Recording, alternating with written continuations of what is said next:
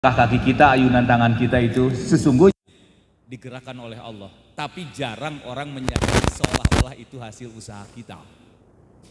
Oke, Bapak dan Ibu sekalian yang dirahmati Allah,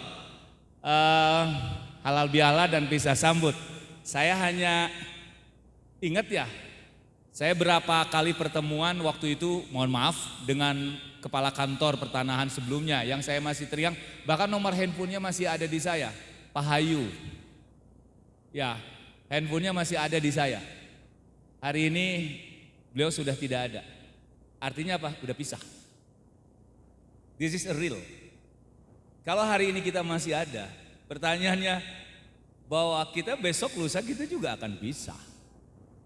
Pak Obar tidak pernah menyangka, Pak Haji Obar, bahwa kita akan berpisah, tapi masih dalam dimensi nasut. Nasut itu alam manusia. Dari Garut ke Tasik.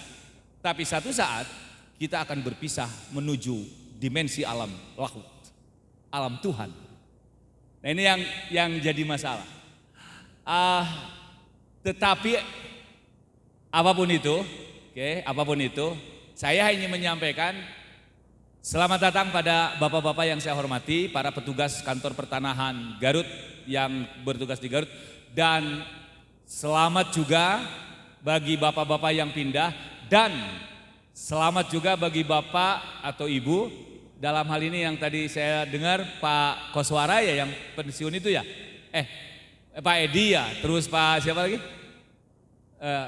Yang pensiun itu cuma satu ya, Pak Edi. Tenang Pak, berapa tahun Pak? 30 ya?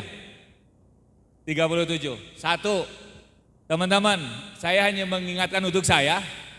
Pertama, ada satu pesan Rasulullah, kata Nabi, bagaimana dalam mensikapi hidup dan kehidupan ini bernilai ibadah. Satu, innamal a'malu binniyat. Pak Kakak jauh-jauh dari Sulawesi Tenggara lalu datang ke Garut, kalau motifnya tidak lillah, demi Allah rugi Pak. Karena uang Garut sama uang Sulawesi Tenggara juga sama. Kalau mau sekedar mengejar uang. Nah, tadi keren, saya dapat inspirasi, ada rezeki, ada milik. Saya mau nanya nih, katakanlah anggaplah sebuah kuis, apa bedanya milik sama rezeki? Sore hari ini kita ketemu rezeki bukan? Rezeki bukan? Rezeki Kang. Banyak orang yang menganggap rezeki itu identik dengan duit dan duit. Saya mau tanya, suami itu milik atau rezeki? Halo? Kenapa perasaannya ini berat ngejawabnya? Istri itu rezeki atau milik? Rezeki itu milik atau rezeki? Istri itu milik atau rezeki? Oke. Nah, suami atau istri itu sebetulnya milik. Dan kapan ketika itu akan jadi rezeki? Kenapa? Karena milik belum tentu rezeki dan rezeki belum tentu milik. Hari ini Pak Kakak, Pak Muhammad Rahman, rezekinya orang Garut. Tapi belum tentu milik. Karena sebentar lagi Pak Muhammad Rahman juga mungkin akan dipindah. Jadi rezeki itu apa? Apa yang sudah kita makan, apa yang sudah kita terima, apa yang sudah kita pakai, dan apa kalau harta yang sudah kita infakkan, itulah sesungguhnya rezeki. Gelang yang ibu pakai, maaf, bukan rezeki tapi milik. Karena belum tentu jadi rezeki.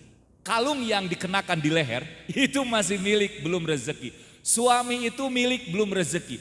Karena terbukti berapa banyak pasangan itu yang kemudian menanggalkan dan meninggalkan kita. Ya, apalagi dalam konteks kematian. Apalagi dalam konteks kematian. Nah, bagaimana caranya agar jabatan itu menjadi rezeki? Maka kata Nabi, lakukan semuanya niatnya karena Allah. Pak Kakak, saya selalu bilang, ketika kita mencangkul, luruskan niat bahwa kita mencangkul. Tapi ketika kita dapat belut, ambillah belutnya itu. Belut itu dalam bahasa Sulawesi Tenggara apa ya? Oh sama belut, oh sama, thank you. Tadi saya pernah nanya Pak Haji Obar, kalau belut itu apa bahasa Indonesianya? Pak Haji Obar juga geleng-geleng gak tahu Pak Ustadz. Tapi ternyata Sulawesi Tenggara juga belut yang suka ada di sawah. Niatnya mencangkul, tetapi ketika kita dapat belut, itu rezeki Pak. Tapi jangan sekali-kali niatnya mencari belut sampai sawah ladang orang rusak. Itu yang berbahaya. Ya, Ibu, niat punya suami apa? Ibadah. Geningan lamun teu boga duit sok amek.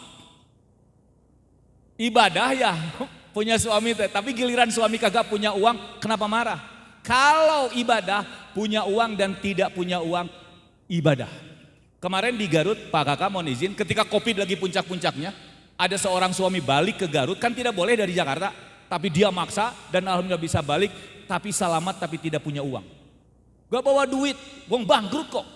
Kata suaminya, maafkan ayah tidak bawa apa-apa. Kata istrinya, ayah jangan bilang begitu. Ayah masih tetap rezeki mama. Urusan uang, urusan sekian. Kalau tidak punya malu, katanya. Jadi para bapak percayalah, yang dirindukan dari suami oleh istri itu bukan fisik tapi pesaknya.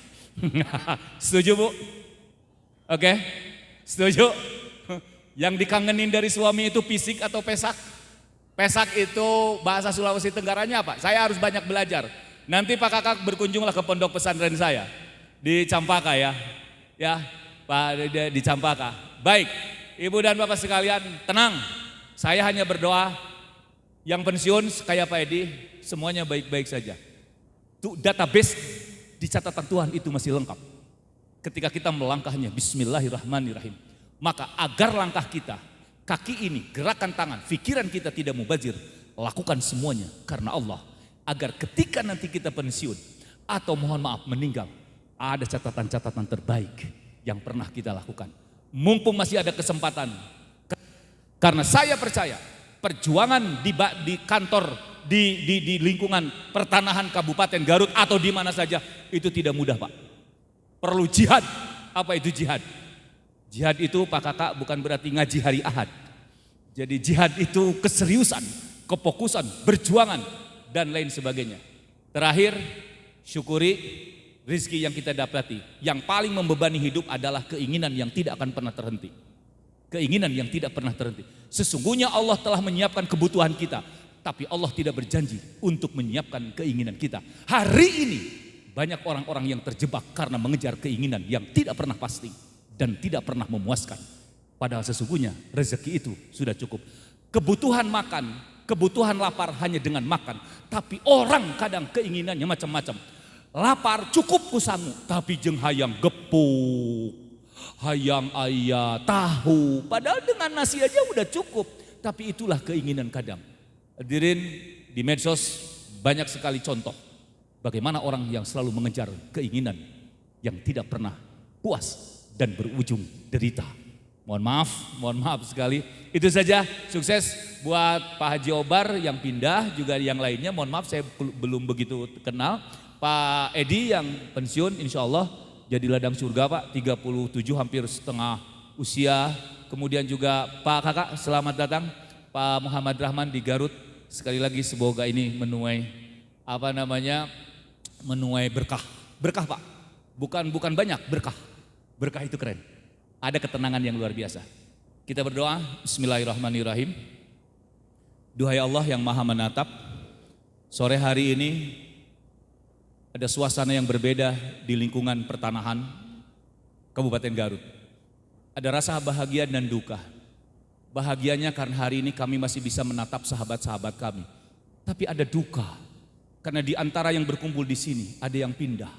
Sehingga kami setiap hari mungkin saja tidak lagi bisa menatap. Bahkan ada yang sudah pensiun. Tapi itu semua karena kehendak-Mu ya Allah. Ya Rob, kami hanya memohon dan berdoa. Dari sahabat kami yang pensiun, semoga setiap lelah, ayunan tangan dan langkah kaki, serta mungkin saja derayan air mata yang selama ini baktikan di lingkungan pertanahan kantor Kabupaten Garut, semoga Engkau catat menjadi ladang syurga.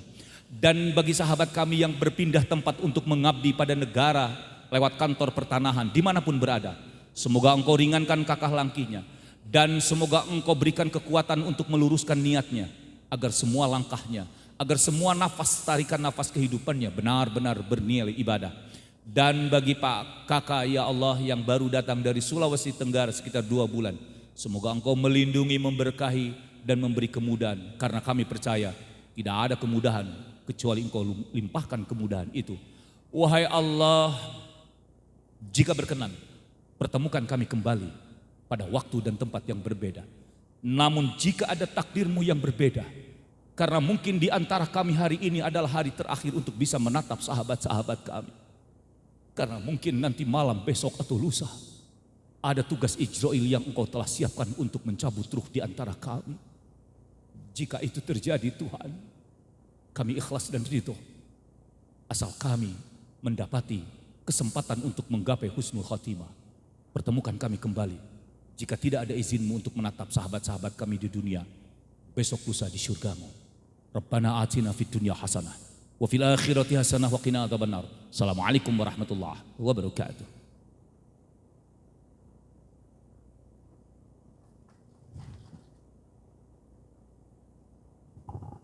Terima kasih Bapak atas tausiah yang diberikan. Semoga bermanfaat untuk teman-teman di kantor.